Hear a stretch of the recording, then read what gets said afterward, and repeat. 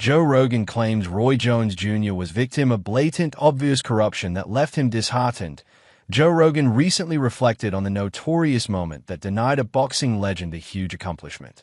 As a huge fan of both MMA and boxing, the longtime color commentator for the UFC often reflects on iconic moments in the history of combat sports. Roy Jones Jr. has many celebrated wins and performances to his name that will be looked back on for decades to come. However, like many elite fighters, there were also moments in his career that became well known due to the controversy surrounding them. As was recently seen in the PFL rematch between Usman Nurmagomedov and Paul Hughes. Judging is often a huge talking point in big fights, as it was in one bout of Jones Jr.'s career. Latest news: Canelo Alvarez's 2026 boxing return in doubt after major update on elbow surgery. Joe Rogan reflects on the embarrassing moment that Roy Jones Jr. was robbed of an Olympic gold medal in 1988 following his incredible career. Roy Jones Jr. has continued to be involved in the sport of boxing. Whether Jones Jr. is sharing his thoughts on huge fights like Canelo vs. Crawford or revealing his negative reaction to Dana White's plans to enter the sport, people listen when the legend speaks due to his extensive knowledge.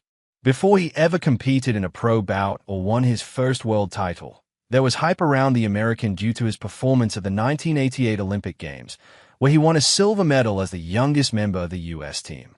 However, the final became incredibly controversial after he lost a 2-3 decision to South Korea's Park Si-hun in the victor's home country despite Jones Jr. outlanding him by 86 punches to 32. UFC commentator Joe Rogan reflected on this during a recent episode of his podcast.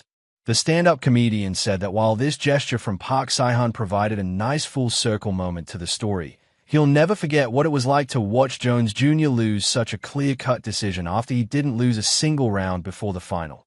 When I was a kid and I watched that, I was so disheartened because I'd seen that in Taekwondo a lot, Rogan said during the Joe Rogan Experience number 2389.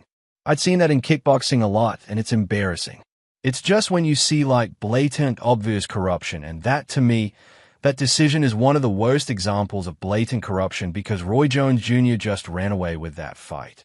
The only thing he didn't do is knock that guy out, but he beat his up. Park Si-hun retired from boxing after controversially beating Roy Jones Jr. in 1988. Several controversial results, including Roy Jones Jr.'s loss in 1988, led to a new scoring system being implemented for Olympic boxing. As for Park Si-hun, the gold medalist never turned professional after coming out on top in the light middleweight division. He retired from boxing and became a physical education teacher before going on to become the head coach of the South Korean Olympic team at a later point. Deontay Wilder needed just 3 punches to bounce back from Tyson Fury defeats with vicious cut. Deontay Wilder showed he was still a force to be reckoned with in October 2022. The Bronze Bomber was coming off back-to-back intent on a second reign as heavyweight champion.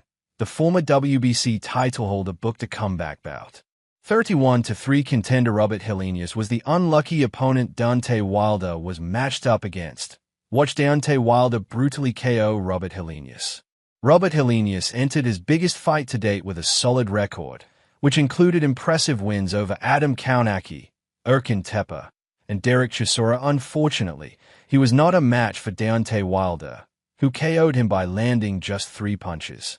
The Bronze Bomber attempted 17 shots in total during his 177-second fight with Helenius. In the final seconds of round 1, Wilder uncorked a short right hand after finding himself trapped in the corner. It didn't look like much, but Helenius immediately collapsed to the floor, where he remained for quite some time.